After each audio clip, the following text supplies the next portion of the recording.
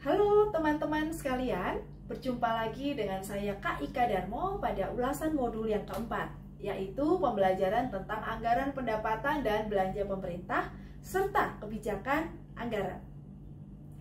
Buku referensi yang kita gunakan dalam materi ini adalah Ekonomi untuk SMA MA kelas 11 karya Dewi Kusumawardhani, Pusat Perbukuan Departemen Pendidikan Nasional 2009. Tidak berbeda dengan sebuah rumah tangga, ya.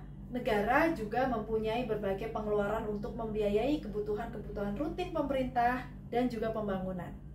Untuk membiayai keperluan tersebut, negara memerlukan dana ya, teman-teman. Dana tersebut diperoleh dari berbagai sumber. Coba kalian perhatikan, pembangunan jalan raya, gedung sekolah, waduk, dan yang lain-lain. Semuanya itu memerlukan dana yang tidak sedikit. Karena dana yang dibutuhkan pemerintah sangat besar, maka program-program yang akan dilakukan atau dijalankan pemerintah harus direncanakan secara tepat dan juga matang. Definisi, tujuan, dan fungsi APBN.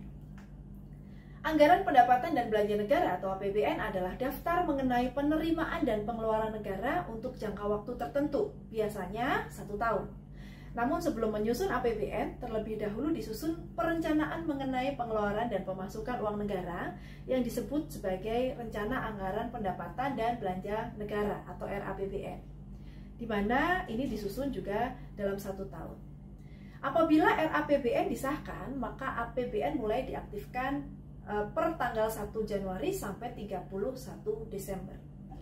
Tujuan APBN dan APBD adalah sebagai pedoman penerimaan dan pengeluaran negara untuk daerah dalam melaksanakan kegiatan atau program-program pembangunan sehingga dapat meningkatkan pertumbuhan ekonomi dan selanjutnya dapat meningkatkan kesejahteraan rakyat.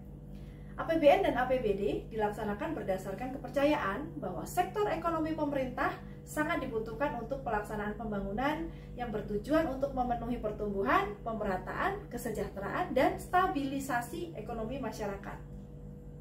Sumber-sumber pendapatan negara. Yang pertama, penerimaan dalam negeri, berasal dari minyak bumi dan gas alam atau migas, serta juga non-migas. Penerimaan dari sektor tersebut digunakan pemerintah untuk menutup pengeluaran rutin pemerintah.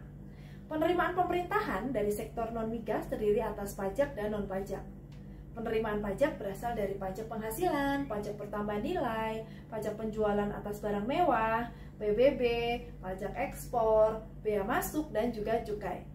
Adapun penerimaan bukan pajak terdiri atas barang sitaan, pinjaman, sumbangan, ataupun dari pencetakan uang. Penerimaan luar negeri terdiri atas pinjaman program dan pinjaman proyek. Pinjaman tersebut dapat berasal dari negara donor atau lembaga keuangan internasional. Adapun lembaga yang telah memberi bantuan keuangan kepada Indonesia adalah Asian Development Bank atau ADB, International Monetary Fund atau IMF, dan juga World Bank atau Bank Dunia. Pengeluaran negara terdiri atas pengeluaran rutin yang merupakan pengeluaran negara untuk menyelenggarakan pemerintahan yang bersifat rutin. Pengeluaran rutin pemerintah terdiri atas belanja pegawai, dalam hal ini gaji dan tunjangan, belanja barang, belanja rutin daerah, bunga dan cicilan utang, serta subsidi. Pengeluaran pembangunan. Pengeluaran negara untuk membiayai pengeluaran pembangunan. Pengeluaran pembangunan terdiri atas pembangunan fisik dan non-fisik. Pembangunan fisik misalnya pembangunan jembatan, jalan raya, gedung sekolah, rumah sakit, dan lain-lain ya.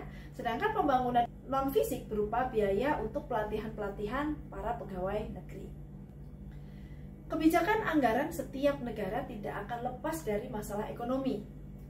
Untuk itu, perlu peran pemerintah guna mengatasi masalah-masalah tersebut dengan menetapkan suatu kebijakan. Kebijakan yang sesuai untuk penyesuaian penerimaan dan pengeluaran negara adalah kebijakan anggaran atau yang dalam hal ini kita sebut sebagai kebijakan fiskal. Dengan demikian, kebijakan fiskal adalah kebijakan ekonomi pemerintah untuk mengelola atau mengarahkan perekonomian ke kondisi yang lebih baik dan diinginkan dengan cara menyesuaikan penerimaan dan pengeluaran pemerintah. Tujuan dari ditetapkannya kebijakan fiskal adalah untuk meningkatkan kesejahteraan masyarakat, mengeram laju investasi, melaksanakan program transmigrasi untuk keluarga miskin. Program-program ini dimaksudkan untuk meningkatkan kesejahteraan masyarakat miskin sehingga disediakan rumah dan lahan garapan oleh pemerintah. Oke, saya berharap materi ini bisa kita pahami dengan baik dan mari kita akan mencoba menjawab pertanyaan-pertanyaan berikut. Yang pertama, sebutkan contoh dari penerimaan negara. Yang kedua, apakah yang disebut dengan kebijakan fiskal? Demikian pembahasan kita di modul keempat. Simak terus kelanjutan materi pembelajaran kita di video-video selanjutnya ya. Sampai jumpa dan terima kasih.